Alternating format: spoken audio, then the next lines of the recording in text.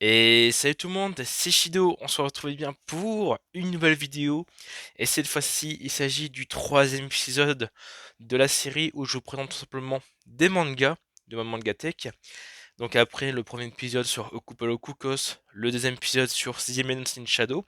Et bien pour ce troisième épisode, j'ai décidé de simplement vous représenter un autre isekai, mais un peu différent du dernier présenté. Il s'agit tout simplement de du manga Isekai sur So I Am a Spider, So What. Donc un manga que vous connaissez un petit peu, hein, parce que voilà, il est quand même apparu pas mal de fois, et bien dans les achats manga de ces derniers mois, surtout.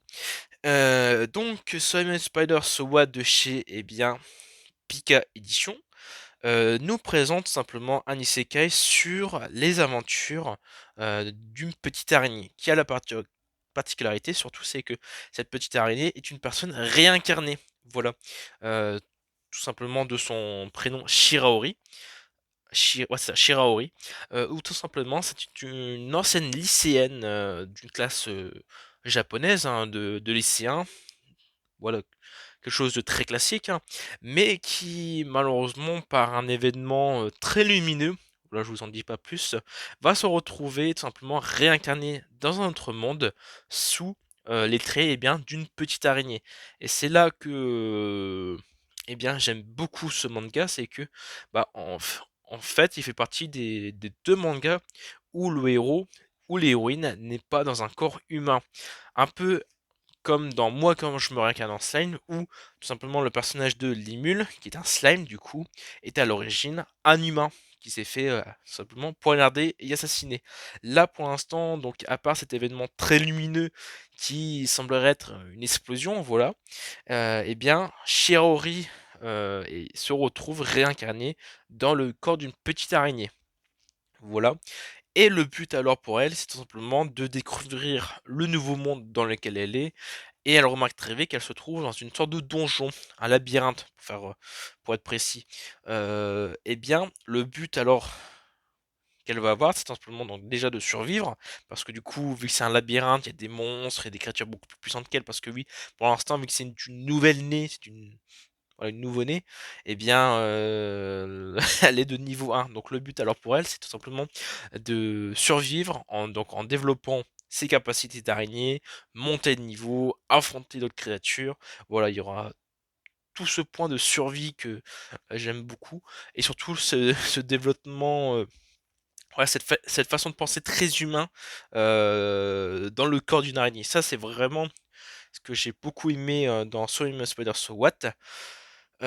Ensuite, qu'est-ce que je peux dire aussi, c'est que So I Am a Spider So What propose donc à la fois un manga en 9 tomes sorti pour l'instant en France, mais aussi un animé qui se découpe en 24 épisodes. Donc ça propose en même temps beaucoup euh, de contenu, voilà, en animé.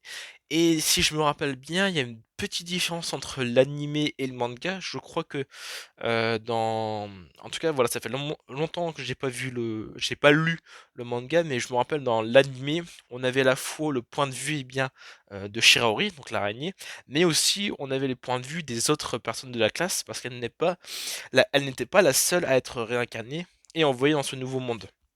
Donc on avait aussi le point de vue des autres de sa classe qui sont aussi réincarnés. Je vous en dis pas plus, vous en découvrirez. Vous découvrirez tout ça dans l'animé et éventuellement dans le manga. Donc, autre chose aussi à préciser, c'est que du coup, le manga, voilà, il est un peu dans le même délire que moi quand je me réincarne en slime, c'est vrai, parce que du coup, l'héroïne slash le héros ne sont pas du tout réincarnés dans le corps d'un humain. Donc, ce qui fait qu'on peut éventuellement faire cette approche par les deux, mais l'histoire est vraiment différente. C'est que là où Limul, le slime, va faire en sorte tout simplement de développer une ville de monstres. Voilà, la développer comme si c'était une ville humaine avec des marchés, euh, des forgerons. Voilà. Et bien là, vraiment, Shiaori, son but c'est tout simplement de survivre. Alors, bien entendu, il y a des liens avec des démons et tout qui apparaîtra un peu par la suite dans le manga, mais franchement, on est vraiment sur une approche différente dans l'évolution de nos deux monstres au travers bien de ces deux mangas. Euh, donc ce qui fait que vraiment il y a ce point de différence à prendre en compte. Donc qu'est-ce que j'ai pu aimer bien dans Soul Spider So What? Déjà le fait que le personnage, l'héroïne, ne se retrouve pas dans le corps d'un humain mais dans le corps d'une araignée. Ça franchement c'est le premier point qui m'a tilté, qui m'a dit allez vraiment j'ai envie de découvrir ce manga. Voilà. Ensuite, déjà, des dessins simplistes. C'est vrai que quand on, eh bien, on regarde l'aspect de la petite araignée au travers du manga, voilà, on voit que c'est un design très simpliste avec les yeux ronds et tout. Mais franchement, le dessin, je le trouve superbement bien réalisé. Voilà, il n'y a pas non plus beaucoup de détails, mais je trouve que c'est facile à lier, il n'y a pas trop de... Voilà, c'est assez correct, on va dire. C'est pas le plus beau dessin que j'ai vu, mais au moins je trouve ça bien à lire sans forcément trop de détails dans les cases.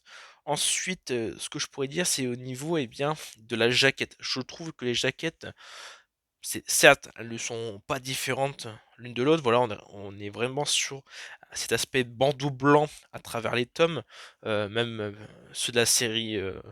Les autres qui suivent, jusqu'au 9 tome, c'est vraiment sous cette même disposition. Ça veut dire que on retrouve on va dire le corps de Shirori en humaine, hein, voilà. On ne voit pas sa tête dans différentes tenues, voilà la tenue lycéenne classique, là la tenue lycéenne, mais plus dans le délire hiver avec ce manteau, cette écharpe.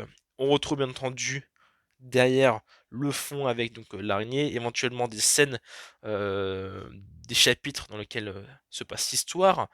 À l'arrière, c'est vraiment très simpliste. On retrouve du coup le synopsis, éventuellement des petits motifs. Ce qui est bien, c'est qu'on retrouve un peu le bestiaire des monstres qu'elle a pu rencontrer. Donc une grenouille, une grande guêpe, un iguane, un serpent.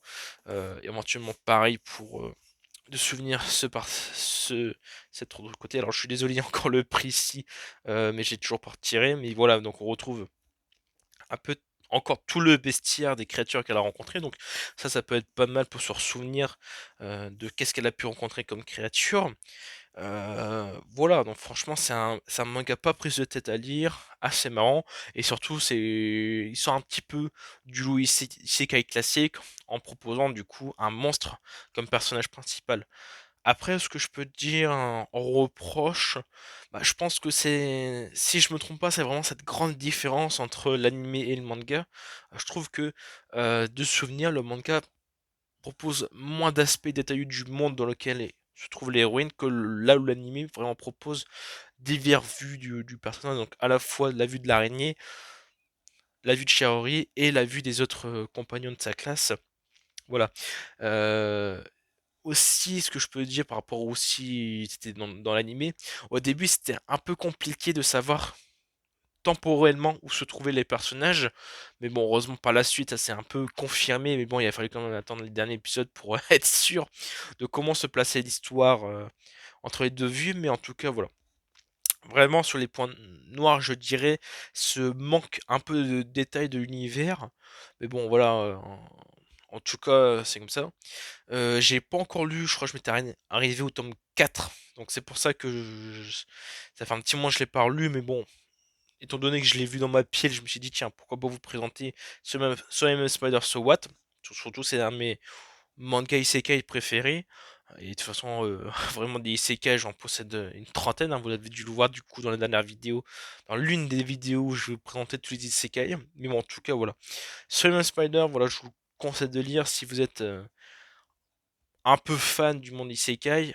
Bien entendu, à part ce côté araignée, bah ça reste très classique isekai, fantastique, des chevaliers, des monstres, de la magie, voilà, ça reste vraiment très classique pour du isekai, mais franchement, voilà, c'est toujours plaisant à lire. De toute façon, voilà, moi je fais. Il y a comme deux trois trucs qui ne vont pas, voilà, je vous l'ai dit, hein, cet aspect un peu moins détailleux. C'est vrai que même parfois c'est un peu enfantin, on va dire, dans l'histoire, mais franchement, c'est pas le manga dont l'histoire va vous faire très réfléchir. Voilà, on suit les aventures de la petite araignée au travers donc de sa survie, de ses combats. En tout cas, voilà, c'est franchement très bien à lire. Bon, en tout cas, j'espère beaucoup cette petite vidéo vous aura plu. Voilà, donc la troisième épisode des présentations de manga sur ma chaîne. Nous, on se retrouvera du coup très vite pour un prochain épisode de manga, de présentation de manga. Donc nous, on se retrouve très vite pour une prochaine vidéo. Allez, bah tout le monde.